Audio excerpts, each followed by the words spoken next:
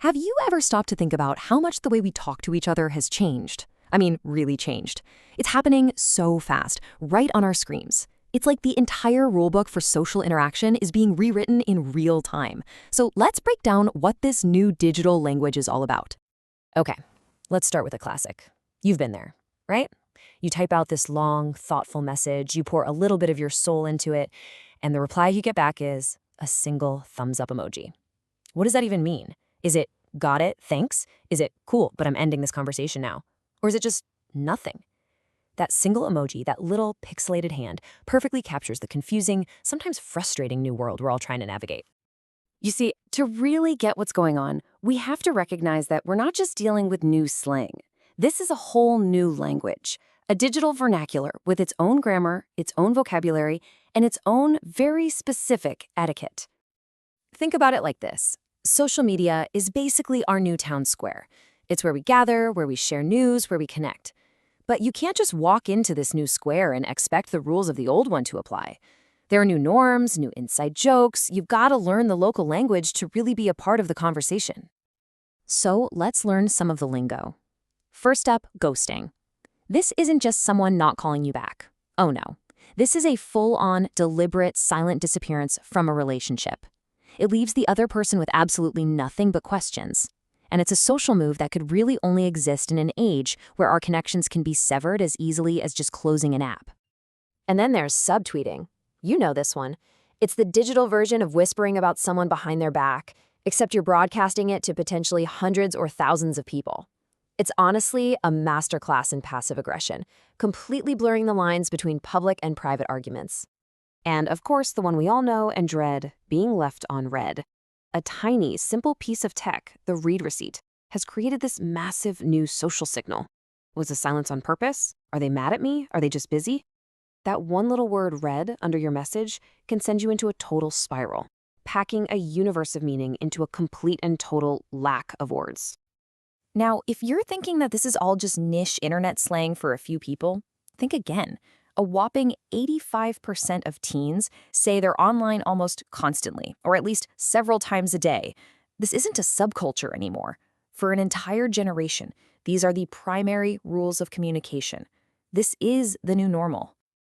So it's totally understandable why this huge shift brings a ton of anxiety with it, especially for people like parents and teachers.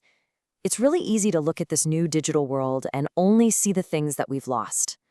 So let's dig into those challenges for a minute. Here's the heart of the issue. When we talk face-to-face, we have this incredible, rich tapestry of cues, right? We have body language, the tone of our voice, a simple eye roll or a smile. All of this gives our words context.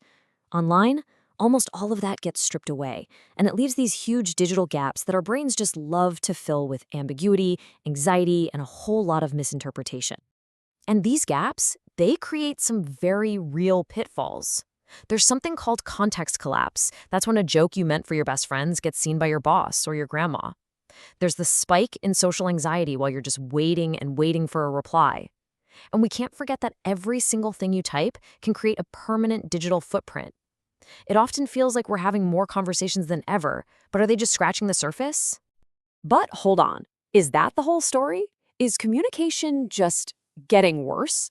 Or just maybe, are we adapting? Are we actually developing brand new, totally unexpected skills to fill in those very same digital gaps? Because to make up for that lack of body language, we've basically invented entirely new cues.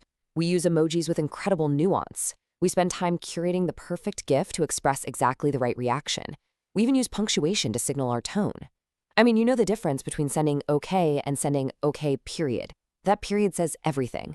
That's not a dumbing down of language. It's a surprisingly sophisticated new skill set. And all of this has led to a skill that linguists call code switching. And wow, young people are becoming absolute masters at it. They can effortlessly shift their tone, their style, their vocabulary, all depending on the platform. The way you talk on a professional site like LinkedIn is worlds away from how you talk on TikTok, which is completely different from the rapid-fire chaos of a group chat. That's not simple. That is a complex and valuable social skill. Okay, so we've got the challenges on one side, and we've got these incredible emerging skills on the other. And this brings us to a really crucial point. Maybe, just maybe, the question isn't, is this change good or bad? Maybe that's the wrong question entirely. Perhaps a much better way to look at this whole thing is not as a degradation, not as things getting worse, but as a complex and fascinating evolution. We're adapting to meet the demands of our new environment.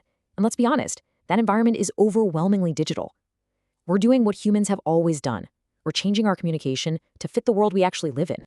So let's just lay it all out side by side. For every challenge, a new skill seems to be popping up. Yes, we lose nonverbal cues, but we gain this new kind of digital empathy through careful word choice and tone setting. We risk misinterpretation? Sure, but we invent these incredibly nuanced ways to express ourselves with GIFs and memes and punctuation. It's a trade-off. It's evolution happening right in front of our eyes. So what does all this mean for the future? Where do we go from here? How do we take this new understanding and actually apply it to the way we connect with each other every single day? At the end of the day, this isn't a battle. It's not the real world versus the digital world. We don't have to pick a side.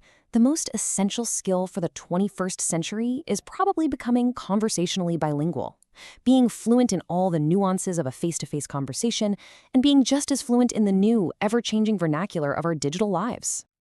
And that really leaves us with the ultimate question, doesn't it? Now that we understand this new landscape, with all its challenges and all its amazing new skills, how do we build that bridge? How do we make sure our digital selves and our analog selves are working together? How do we make our digital conversations enrich our real-world connections instead of replacing them? Well, that's the real challenge for all of us to figure out.